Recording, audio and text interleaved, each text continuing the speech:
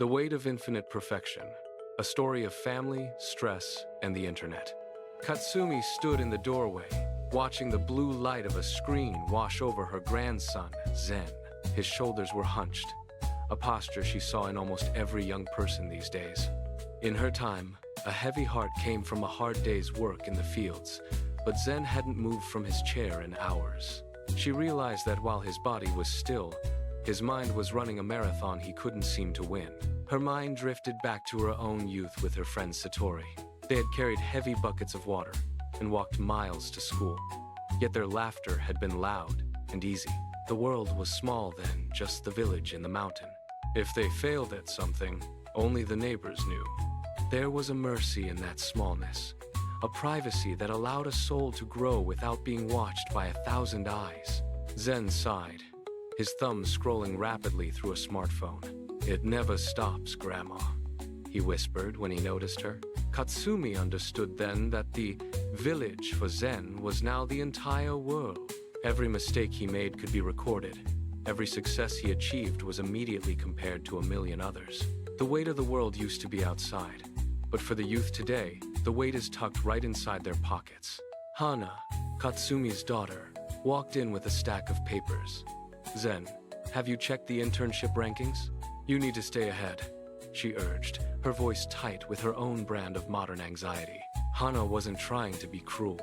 She was simply terrified that in this fast-moving world, her son would be left behind.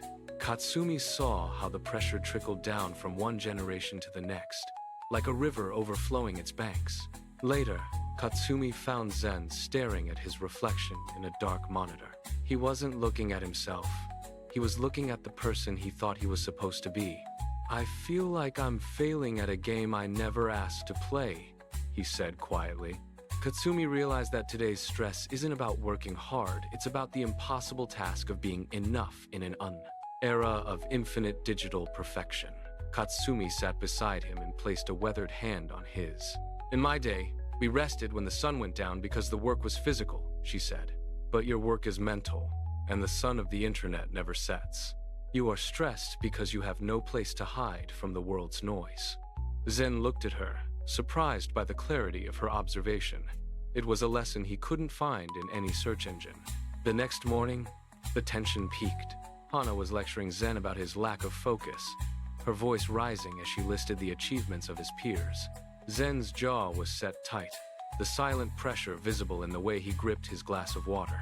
Katsumi watched the gap between them widen, one side fueled by a mother's fear, the other by a son's silent burnout.